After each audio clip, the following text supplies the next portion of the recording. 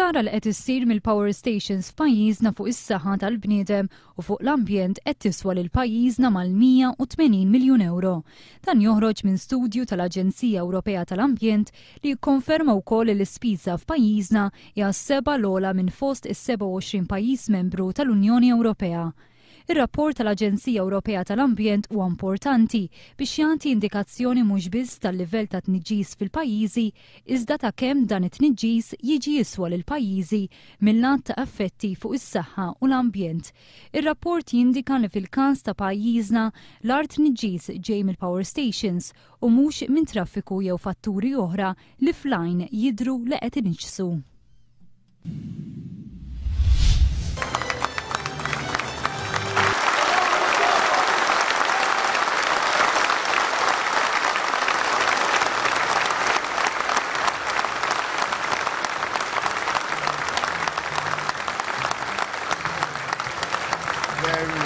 ġdid immexxi minni.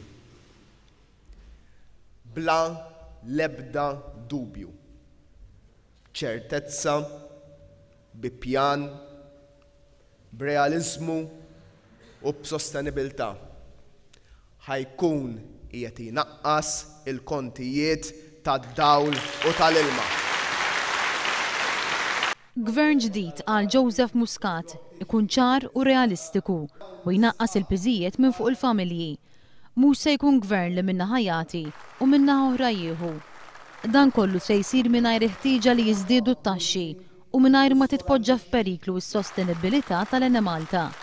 Din il-ġimgħa ġiet ippreżentata teknoloġija li permezz tagħha il-kontijiet jistgħu jorħsu u jonqsu l-emissjonijiet fl-arja b'mod drastiku.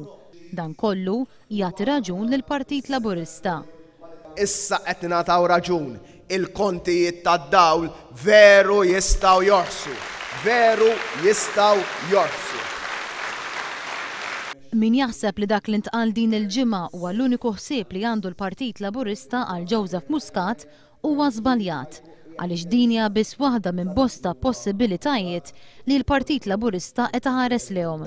Joseph Muscat qal li meta l-Partit Laburista ser jiġi biex jagħmel l-għażla dwar liema proposta ser jimxi fuqha dan se jsir b'mod trasparenti.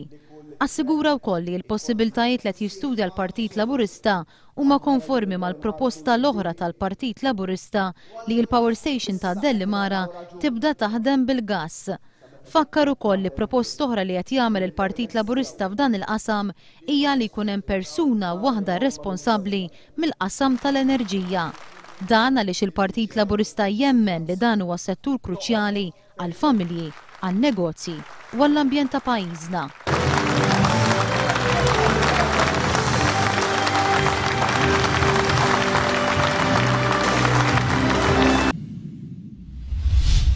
Lorenz Gonzi jaħrab milli wieġeb mistoqsijiet ta' One News għaliex qed jinjora lil kumpanija Norveġiża Sargas minkejja li bit-teknoloġija ta' dil-kumpanija il-kontijiet tad-dawl jistgħu jorħsu bin-nofs. Prim Ministru. Grazzi ħafna. Prim Ministru, ħassek mistoqsija. Grazzi, grazzi. Prim Ministru.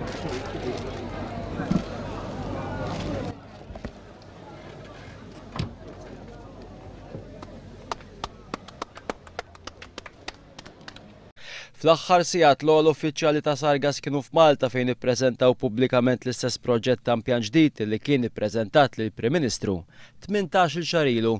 Bit-teknoloġija ta' dil-kumpanija Norveġiża jorħsu l-kontijiet tad-dawl u jonqos b'mod qawwi tniġġis fl-arja. Madankollu waqt laqa politika fuq il-għajn, Lorenz Gonzi mhux biss reġa' ma rrikonoxxiex il-proposta ta' Sargas, anzi ddikjara li l-kontijiet tad-dawl mhumiex ser jorħsu.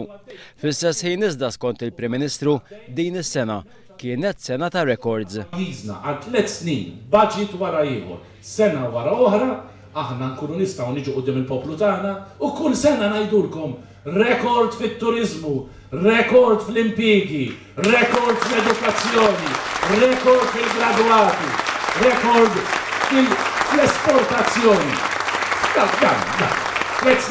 Għal-Gonzi 51 proposta konkreta li qed iressaq Joseph Muscat iqabdu ħafsa ta' qalb. Madankollu mbagħad fl-istess diskors ftaħħar li ser jestendi l-maternity leave u jagħti l-pulizija dritt li jkollhom union Proposti li kien Joseph Muscat l-ewwel li ħareġ bihom. Waqt il-laqgħa politika tkellem ukoll is-Segretarju Ġenerali Paolo Borċ Olivier li ddeskriva l-Partit Nazzjonalista bħala l-partit ta' kull staġun. Min-naħa tiegħu il-Ministru għas-Saħħa Joe Cassar semma kif komplet tespandi l-iskema tal-ispiżerija tal-għażla tiegħek mingħajr iżda ma semma l-problema ta' mediċini li minn żmien għal żmien ikunu out of stock. Matul il-laqgħa tliet kelliema għamlu ħin twil jitkellmu dwar dak li ġara f'pajjiżna sa 30 sena ilu. Nirien f'lukanda fajntu fiha matul il-lejl ta' bejn is-Sibt u l-Ħadd waslu biex ma' 300 persuna ġew evakwati bħala sinjal ta' prekawzjoni. Fortunatament ħadd ma weġġa f'dan l-inċident. Sorsi li kienu fil-post fil-ħin tal-inċident qalu lil One News li n-nirien oriġinaw mill-ispa tal-lukanda u maħsub li qabdet sona u kamra fil-qrib. Il-komunità Sirjana f'Malta il-bira ħamlet protesta fil-Belt Valletta kontra l-oppressjoni tal-gvern ta' Bashar al-Assad. Fl-istess waqt il-Lega Arbija approvat in-numru ta' sanzjonijiet ġodda fuq il-gvern Sirjan.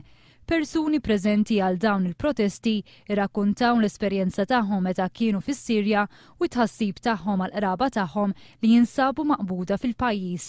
Persuni li kienu fil-belt ta' Homs fis-Sirja fejn l-aktar hemm vjolenza saħqu ma' One News kif huwa impossibbli tidħol fil-belt li tinsab iċ-ċirkundata mit-tankijiet tal-gwerra. Sa dan it-tant qed tiżdied il-pressjoni fuq al-Assad permezz ta' sanzjonijiet li jinkludu l-waqfin tan-negozjanti mal-Bank Ċentrali Sirjan, is-sospensjoni ta' titjiriet kummerċjali u l-projbizzjoni ta' vjaġġar ta' ċertu uffiċjali.